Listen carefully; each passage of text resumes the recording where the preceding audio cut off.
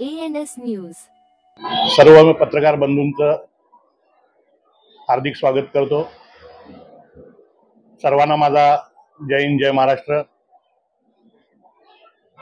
आज या ठिकाणी बृहन्मुंबई महानगरपालिकेच्या निवडणुका होऊ घातलेल्या आहेत आणि त्या निमित्तानं माझी पत्रकार परिषद मी आयोजित केलेली आहे।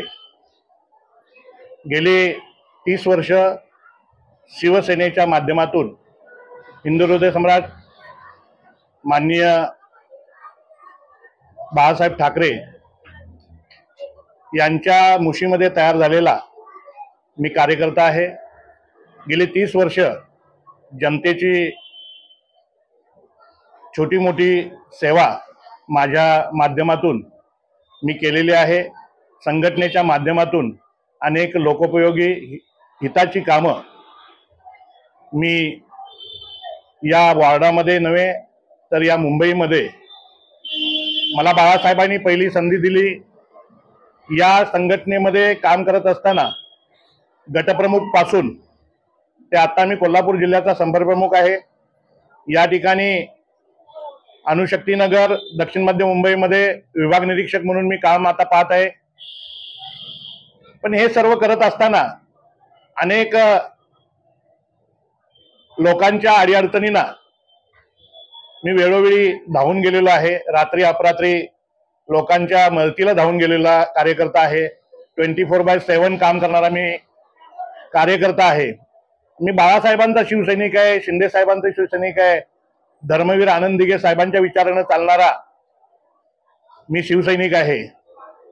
तर हे सर्व करत असताना आज हा वॉर्ड क्रमांक 143 गेल्या अनेक वर्षापासून एससी ओबीसी यांच्यासाठी राखीव होत होता, पण आता सर्वसाधारण महिला यांच्यासाठी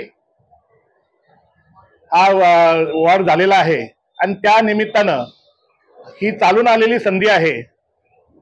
गेल्या 30 वर्षामध्ये आमच्या नशिबात नव्हतं, पण आता नशिबाची दारं खोललेली आहेत। पक्षश्रेष्ठींकडे आम्ही आमचा अर्जही सादर केलेला आहे। पक्षश्रेष्ठींकडे मागणीही सुद्धा केलेली आहे की माझी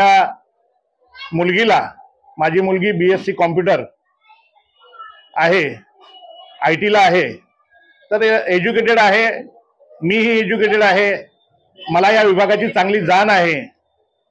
या विभागामध्ये कुठे खाचखळगे आहेत, कुठे काम करायचं आहे। गेली अनेक वर्ष अनेक नगरसेवक झाले, अनेक आमदार झाले, खासदार झाले, पण लोकांच्या समस्या काही ज्या आहेत त्याच आहेत। त्यामुळं मला काम करायचं आहे। मी कुणी काम केलं कुणी नाही केलं ह्याच्यामध्ये आता जाणार नाही, पण मला पक्षश्रेष्ठींनी आता संधी द्यावी। त्या संधीचं सोनं केल्याशिवाय मी राहणार नाही। आणि या वॉर्ड क्रमांक 143 मध्ये मी निश्चितपणे सांगू शकतो की सर्व जाती धर्माची लोक ही मला चांगल्या पद्धतीने मदत करतील।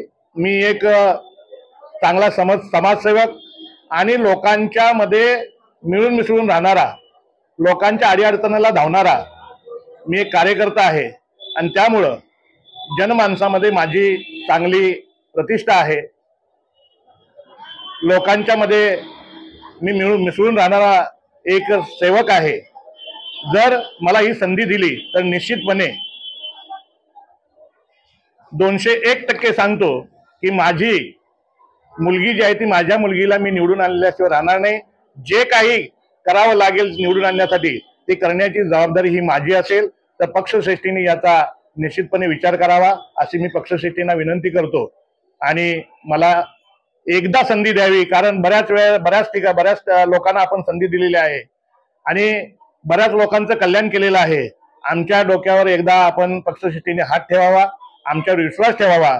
त्या विश्वासाला कुठेही तडा जाऊ देणार नाही याची खात्री जी आहे ती खात्री आपणाला मी देतो। आणि आपलं जे आहे आपला जो विश्वास आहे तो विश्वास मी खरा करून दाखवेन।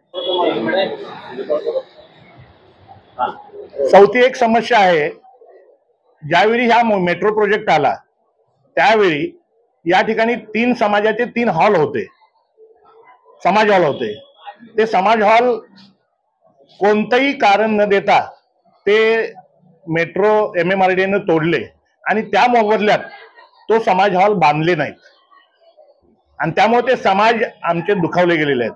नरेंद्र महाराजांचा संप्रदाय, श्री संप्रदाय यांचा हॉल होता, तो हॉल तसाच आहे। ते आज गेली 4 वर्ष आज फेऱ्या मारतायत, परंतु आज उद्या चालू आहे। दुसरी गोष्ट, जय भगवान या समाजाचा हॉल होता, त्या समाजाला सुद्धा गेली 4 वर्ष टोलवलं जात आहे, आज उद्या।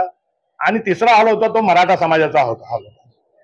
मराठा समाजाला सुद्धा आज उद्या, म्हणजे तिन्ही हॉल जे आहे ते एका ठिकाणी होते आणि एका ठिकाणी असल्यामुळे ते तिन्हीच्या तिन्ही हॉल तोडले आणि त्यामुळे त्या समाजाची माणसं जी आहेत ती माणसं दुखावली गेलेली आहेत आणि त्यांना त्या मोबदल्यात कुठेही जागा किंवा हॉल बांधून दिलेला नाही।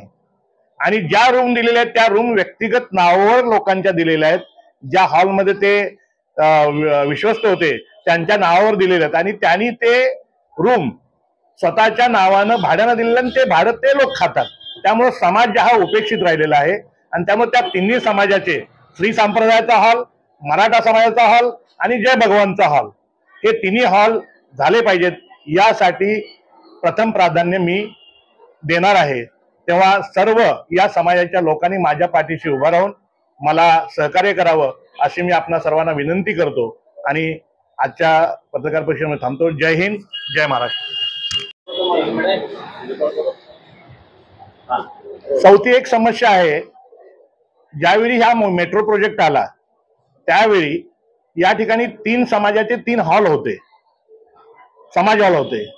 ते समाज हॉल कोणतंही कारण न देता ते मेट्रो MMRDA तोडले आणि त्या मोबदल्यात तो समाज हॉल बांधले नाहीत आणि त्यामुळे ते समाज आमचे दुखावले गेलेले आहेत। नरेंद्र महाराजांचा संप्रदाय, श्री संप्रदाय यांचा हॉल होता, तो हॉल तसाच आहे। ते आज गेली 4 वर्ष आज फेऱ्या मारतायत, परंतु आज उद्या चालू आहे।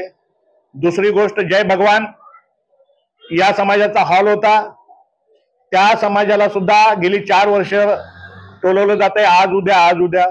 आणि तिसरा हॉल होता तो मराठा समाजाचा हॉल होता।